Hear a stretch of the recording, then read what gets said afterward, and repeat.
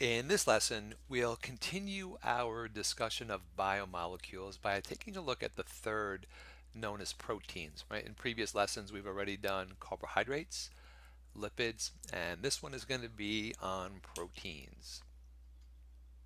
So proteins are the most abundant and most important molecules, biomolecules. We're going to see they have so many different functions, and they're just so important to both our anatomy, right, our structure, and our physiology, which is function. Now, just like carbohydrates and lipids we've done in previous lessons, we're going to see carbon, hydrogen, and oxygen. But here's a new one. We have a new atom, a new element known as nitrogen. So this is how we get nitrogen into our body. Now, our proteins are built by monomers. If you remember, monomers means building blocks. There are, in nature, there's something like 300 different amino acids, but this is always interesting to me. In our body, we only need 20 different amino acids to make all the different proteins inside of our body. Okay, so it's pretty impressive with 20 basic building blocks, but just combining them in different combination and different sizes, we get different proteins. Right, so there's 20 amino acids that are the monomers or building blocks. These combine to form the proteins, which would be the polymer. So I had said that proteins are important. Here's just to give you some idea how important they are as far as their functions. Some of our proteins are support proteins. These are structural proteins. A great example that you probably heard, it's in your hair, it's in your fingernails, it's in your skin, just in a lot of tissues, is collagen. Right? So collagen is an important structural protein. It's even in your bones, cartilage, that type of thing. Some proteins are for movement, right? We're going to see that there's contractile proteins. We'll study this in great detail in future lessons. There's actin and myosin. Those are proteins that help our muscles to contract and move. Oh, we have a bunch of different proteins called transport proteins, right? There's proteins inside the blood, let's say, that transport like hormones, like thyroid hormone and different metals and ions and things like that. Um, there's different transport proteins in our cell membranes that help to move things through the cell membrane. There are buffering proteins which help to control pH, right? Acid and base balance. There's different proteins that act as enzymes, right? They different enzymes that catalyze different chemical reactions, right? They speed up chemical reactions. They just run different types of chemical reactions. There's different proteins that are involved with coordination and control. A great example here would be hormones. A protein hormone that you would probably know is insulin. I mean, insulin is a hormone that controls our blood sugars, and it is actually a protein. And then we also have proteins that are involved with defense. Our antibodies are made of proteins. So you can see these are all important functions. That's why I like to think of proteins as one of the most important biomolecule. So we said that proteins are made up of building blocks or monomers known as amino acids. So let's study what an amino acid looks like. Okay, these are the parts that we see on an amino acid. I'm going to show you by a picture first. So if we go to this picture here, what we're going to see in the middle is a central carbon. Now, to the left, by convention, we usually draw it on the left. Here's a functional group. Remember NH2? This is an amino group. Okay, so that's an amino group. And then on the right is a carboxyl group, C double bond O, OH. Right, so this here is the carboxyl group. So watch this, amino acid. Right, we kind of read it from left to right, amino acid. Right, so that's all attached to the central carbon. Here on the central carbon is always going to be a hydrogen. So all of the amino acids, for the most part, there's just one exception. All of the amino acids, for the most part, have this configuration: central carbon, amino group, carboxyl group, and a hydrogen.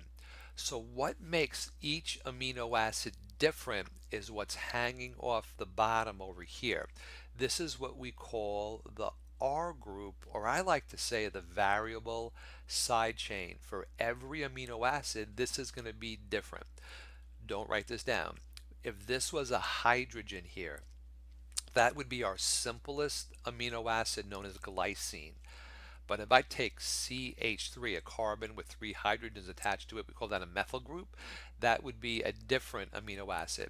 If I put a ring on here, a ring of carbons, that would be a different amino acid. So each of the 20 amino acids has a different R chain, and that's why I like to call it the variable R chain. Okay, so these are the parts I'd like you to know. Central carbon, coming off the top, there a hydrogen. To the left, an amino group. To the right, a carboxyl group. And then for our picture, a variable side chain or an R group hanging off the bottom. That's what's going to make each amino acid different. Okay, so if we take two amino acids and we bond them together, we now make a small protein.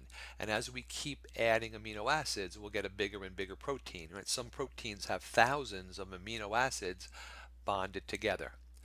But just like carbohydrates when we made disaccharides or polysaccharides, just like when we made triglycerides and lipids, when we combine two amino acids, we must remove a molecule of water. And again, if we were in class, I would ask you, what is the chemical reaction where we remove a molecule of water to make something bigger or a bigger structure? Remember, was dehydration synthesis. So when we take two amino acids and bind them together, we have to remove a molecule of water, right? So we're going to see here, guys, the amino group of one amino acid is going to combine with the carboxyl group of another amino acid, and the bond that we form here is a peptide bond. Okay, we actually call the new molecule that we produce, we can call it a peptide. Watch this. So take a look here, see if you can recognize this central carbon, a hydrogen off the top. To the left is an amino group, and to the right is our carboxyl group. Here's the R group, so it happens to be a hydrogen. So this is like at the simplest amino acid. The name of this amino acid is glycine. If we combine it to alanine, how do I know this is alanine? And you don't have to remember this. The R group is a what we call a methyl group. It's a carbon with three hydrogens attached to it. So this is the R group for alanine. So we're going to remove a molecule of water. We're going to take the OH from the carboxyl group of this amino acid and the hydrogen of the amino group of this amino acid, right? H2O. When we remove it, we're going to put it here. Now we're going to get a bond between this nitrogen and this carbon right here. There's going to be a bond. And there's the bond right there, guys, between the nitrogen and the carbon. That is our peptide bond, right? This here would actually be what we call a dipeptide, right? It's a small protein basically of two amino acids, right? So same type of thing as what we did with carbs and triglycerides, we remove the water to create the protein. But let's say you ingested this protein, right? It was part of your diet, and you want to break it down. We can break this bond by, watch this, adding the water back in. And the process, if you remember, of adding or breaking a bond by adding water is hydrolysis, and that would give us the two individual amino acids. Right? So you always see dehydration and hydrolysis are opposite reactions. Right? Dehydration synthesis, we remove the water. Hydrolysis, we add the water back in to break things down. All right, the name of the bond that we formed is the peptide bond. Okay. Now, once we start putting these amino acids together, it gets a little bit more complex. It's just not just a chain of amino acids that make up the protein. The protein will actually, this protein chain, I should say, will actually start to form spirals and fold on itself. So the proteins have a specific shape. we're going to see that there's four levels of protein shape. It's going to go from simple to complex. The first is going to be the primary structure. Then we're going to go to the secondary structure, tertiary structure. This one's an important one because this is what makes most proteins biologically active. And then some proteins will even have a quaternary structure. So let's take a look at primary structure first. This is very simple. If a protein, let's say, has 50 amino acids in it, those amino acids have to be in a certain sequence. They can't be random. They need to be in in a certain sequence. And I'm going to show you that when we do protein synthesis. That blueprint is actually stored in our DNA for each protein, what that sequence should be, how many amino acids, and what sequence they should be. So we call that the primary structure. That is the specific sequence of amino acids in a protein. Again, polypeptide just means protein. Let's take a look. So again, don't get intimidated when you first look at this because it looks a little scary, but it's not that bad. Over here on the left, this is amino acid 1. How do I know that? I have a central carbon. Above it is a hydrogen. To the left is an amino group, and to the right was the carboxyl group, but it's now bonded to the second amino acid, right, which is over here. So notice, guys, amino acid 1, amino acid 2, 3, 4, 5, they have to be in that order, right, the specific order that they're called for. Again, this order is determined by our DNA. So this would be called the primary structure. Again, most proteins aren't just a chain like this. So watch what happens. Some proteins will have areas of the chain that form a spiral. If you take a look here, see this blue spiral right here? Right? This is known as the alpha helix. Again, not all proteins have this, or there may be some spirals in one part of the protein, then it goes to like a straight chain, and then there's another spiral, right? So each protein is a little bit different, but the spiraling that takes place is part of the secondary structure, or we can have these kind of like folds. This is known as the beta sheet, right? So we have the alpha helix or the beta sheet, depending on the protein, right? Some proteins will have beta sheets. Some proteins will have alpha helix. Some proteins will have both the alpha helix and the beta sheet. So if you follow here, like amino acid 1, 2, 3, 4, right? Then there's a loop right here, and then it goes, the chain goes this way. 6, 7, 8, 9, then there's a loop, and then the chain goes this way, right? But there's a little bit of a bend to it. This is known as the beta sheet. These are both the secondary structure, right? These are where the protein will fold to form these spirals or pleats, and they're actually held together by hydrogen bonds. So if you take a look here, guys, see the little dotted lines, right? This amino acid 2 here is actually held together to amino acid 6 by an attraction known as the hydrogen bond. Remember, that was a weak bond between a hydrogen that was positively charged, like, or had a positive charge near it, and an oxygen which had a negative charge. So probably on, let's say, amino acid 1, let's say there was a hydrogen over here, and then on amino acid number 2, right over here, there's an oxygen. They form a weak bond between them, and that holds them in this position, right? Another hydrogen bond here, another hydrogen bond here. Between this strand here and this strand here are hydrogen bonds, right? They're holding to maintain that shape. Again, when you look at this, it's a little bit intimidating, but it's not that bad. So watch this. Let's just say we have a chain of amino acids running here where my cursor is, right? So it's a straight chain, right? A straight chain like this. But then all of a sudden, here's an alpha helix, right? See the alpha helix, the coil, right? Oh, that's the coil like that. That's the alpha helix. Then there's a straight chain again. It's kind of a loop. And then there's a small alpha helix over here. And then there's a straight chain and another alpha helix, right? And then we kind of lose it here a little bit.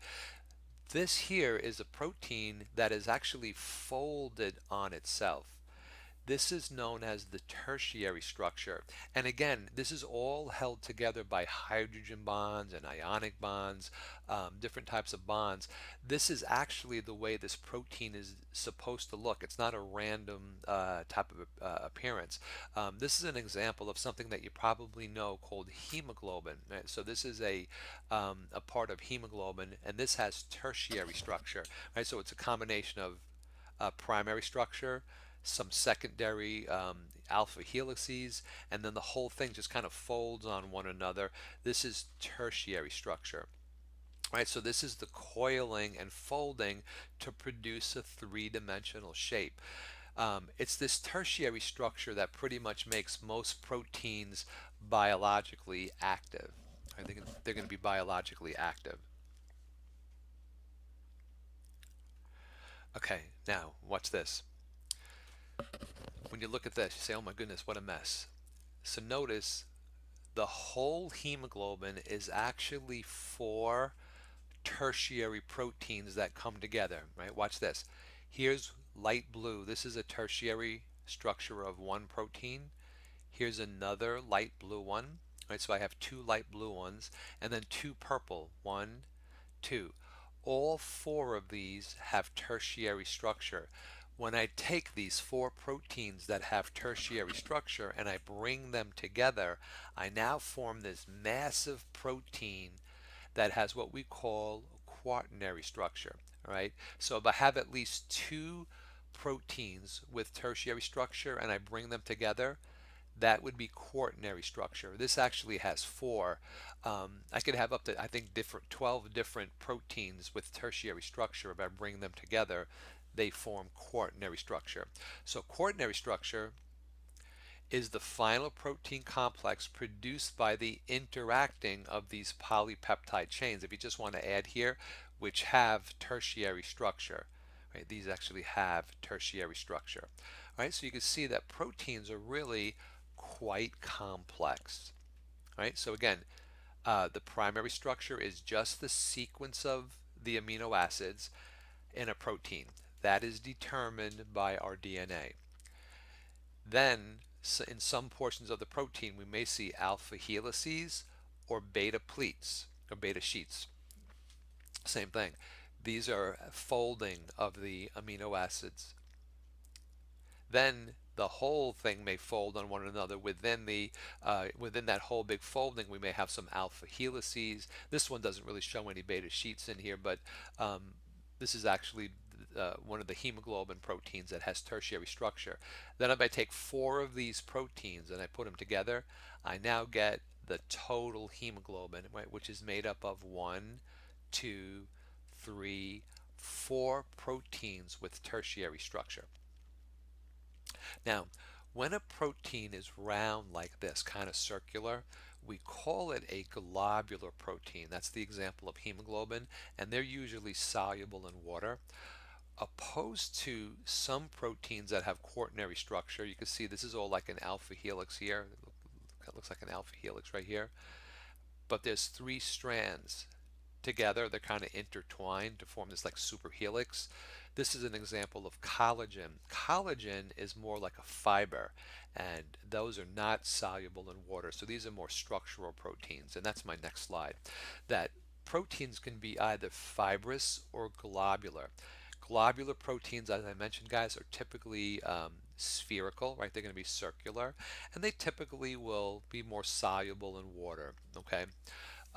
Their shape is based on the tertiary structure, right, which I just talked about, how they fold.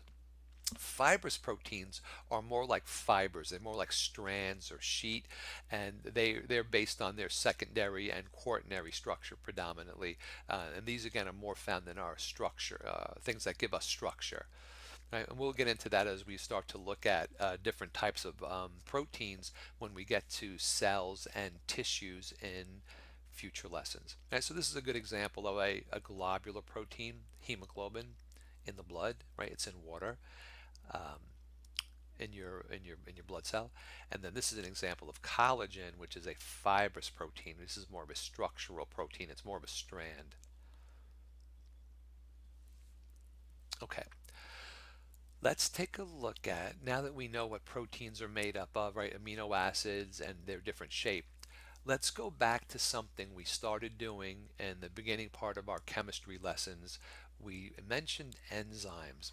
The reason I'm bringing it back up again today in this lesson is that most of our enzymes are proteins. So that's why we want to look at them again. If you remember from a previous lesson, our enzymes work by lowering the activation energy. If you remember, that's the amount of energy that we need to get a chemical reaction to take place to produce a product. So I took this slide from a previous lesson that we had done, where if we have the reactants, let's say two amino acids, right? And we want to put them together to produce, well, we won't say amino, let's keep it generic because it doesn't have to be amino acids. Let's just say we have a reactant A plus B. That's the way we had done it previously. So we take A plus B. We have to put in energy to get them to react. So that energy is represented as this curve up over here. This is known as the activation energy. But that's a lot of energy to get the reaction to occur. We don't have that kind of energy in our body. So by using an enzyme, it lowers the curve so that less energy is required. So you can see here in yellow, this is with an enzyme. So the enzyme lowers the energy requirement from this big curve here to just this little curve here.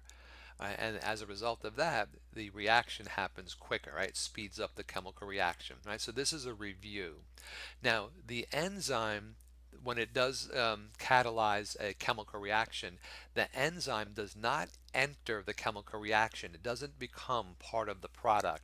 If I go over here, A plus B makes AB.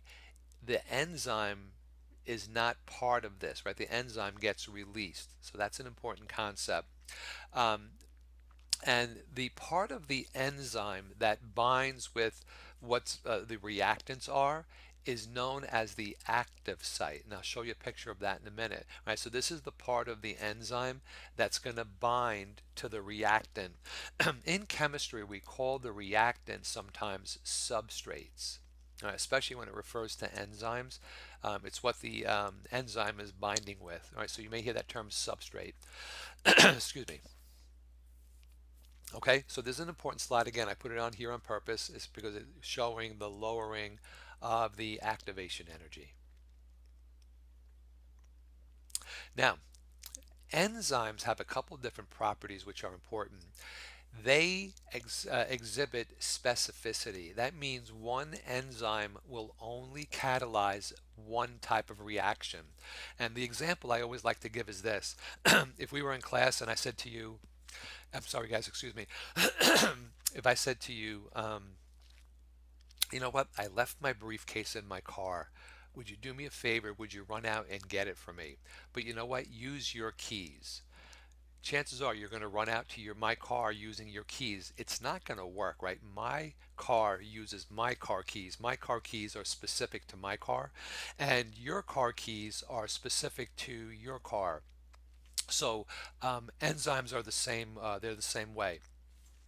Now, we said that enzymes will speed up chemical reactions, right? They speed up the chemical reactions, but they'll do it to a point. As the enzymes become saturated with the substrates or the reactants, the speed of the reactions start to level off, right? So there is what we call a saturation limit, right? The enzymes at some point become saturated, and when that happens, the rate of reaction will level off because all of the enzymes are binded to the substrate.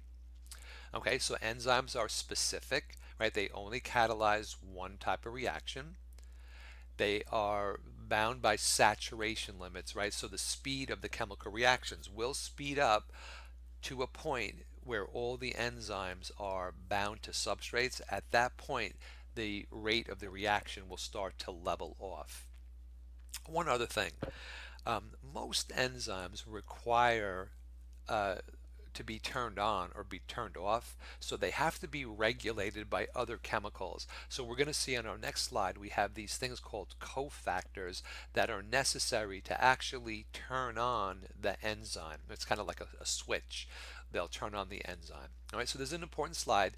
The enzymes exhibit specificity, right? They'll exhibit saturation limits, meaning that once all the enzymes are bound to the substrate, the speed of the reactions will level off. And again, our enzymes need to be basically turned on, and we're going to see they're regulated by cofactors. So let's take a look at this active site I was talking about before. So basically, here's an enzyme. Here's substrate 1. Let's just say this was A, and we're going to combine it with substrate 2. We'll say this is B.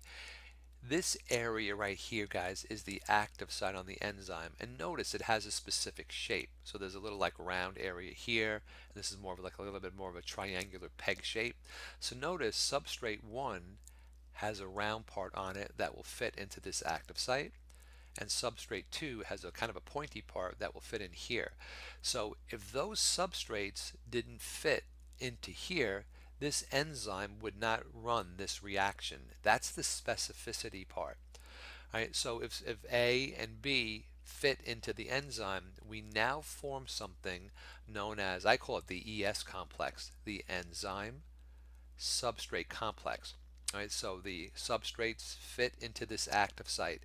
That now allows the chemical reaction to take place between A and B, and we now form the product. Notice though at this point, I call this the EP complex. The enzyme is bound to the product. Once the product is made, it's got to be released.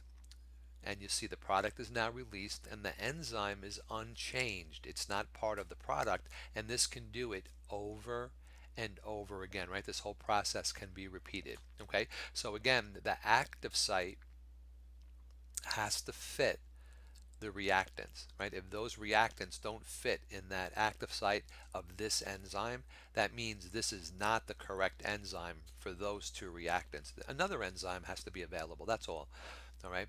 So again, the two substrates or the two reactants become now the ES complex, the enzyme substrate complex. Once these substrates fit into the active site, the chemical reaction will take place, right, by lowering the activation energy. We now have our product, nice stable product. Then we have to release it from the enzyme. Okay, so we had mentioned before, I just want to introduce this. This is a little bit, advanced. We won't see this too much unless you go into different biochemistry classes, that type of thing. You'll see these different cofactors that activate enzymes. But I just wanted to give you a little bit of an example. So a cofactor is an ion or a molecule that binds to the enzyme before the substrate can bind. Right? So it's basically this cofactor has to activate the enzyme. Often these cofactors are ions or metal. So I just wanted to give you an example. I put here calcium, magnesium, zinc is another one I could have added onto here. Those are very common ones, right? If they're not present though, the enzyme won't work. Coenzymes are also cofactors, but these are typically not metallic. They're not ions. They're more organic molecules. And just as an example, these are many of them are derivatives of vitamin B, like niacin, riboflavin. These are actually types of vitamin B. So there'll be different coenzymes that are necessary for our enzymes to work. Okay. Now, our enzymes, they actually work at what we would call an optimal temperature and an optimal pH, like acid-base environment. So if you think about it, our body is pretty much a steady temperature, right? We're 98.6, right? 37 degrees centigrade or 98.6 degrees Fahrenheit. Our body temperature really doesn't change much. So as long as our body temperature is constant, our enzymes are going to work fine at that temperature. If you start to really heat enzymes up, they then stop to function. You can cool enzymes down, and you could store enzymes in a refrigerator or freezer, and keep them for a long time. They don't get damaged there, but they do get damaged with heat, and they don't function. Um, think about pH for a minute. Most of our cells are at a pH of 7, is what I call physiological pH. So again, as long as our pH in our cells remain the same at 7, most enzymes will work at a pH of 7. If for some reason the body pH started to change, well, then these enzymes would not work. Now, there are exceptions to the rule. There are some enzymes, like the ones that work inside of our stomach. You may know that our stomach is a very acidic pH, right? Hydrochloric acid is a strong acid. We actually have enzymes that work in the stomach, no problem. They like that pH, but most enzymes would not work in the stomach environment. They want to work at a pH of 7, which is neutral, right? Physiological pH. So a protein or an enzyme specifically will become denatured, right? The protein will actually change its shape. Remember that tertiary shape and lose function to either too much heat or a change in pH, right? Not making an enzyme cold, that won't have an effect on it, but heating the enzyme will destroy the enzyme, right? So this denaturation is actually destroying the protein so that it doesn't function properly. All right, so enzymes work best at 98.6 degrees Fahrenheit. If you want to put down 37 degrees centigrade, and then they work best at a pH of neutral pH, right, which is what I call physiological pH, which is a pH of 7. Again, there are some enzymes, as we mentioned. I didn't give you a name, but pepsin in the stomach works better at a pH of 2. But pepsin only works in the stomach, right? It wouldn't work anywhere else in the body. Okay, our last slide. I just wanted to point out there are sometimes proteins that are attached to carbohydrates. So we see two categories of them, glycoproteins and proteoglycans. Basically, these are a combination of proteins and carbohydrates. Simply, guys, glycoproteins are large proteins with little carbs attached to it. And just as some examples, some of our enzymes are glycoproteins. Remember we said antibodies are proteins? They're actually glycoproteins. Some hormones, even parts of our cell membrane. Mucus has glycoproteins in it. Proteoglycans, on the other hand, are large carbohydrates with proteins attached to it. And one of the things that they do is they help to increase the viscosity of fluids. They make fluids a little bit thicker. So we'll typically see that in areas where we have more, just to make the water consistency a little bit thicker. Okay, so that concludes this lesson on proteins. Again, we looked at the structure, their importance, some of the things about enzymes. Most enzymes in the body are proteins.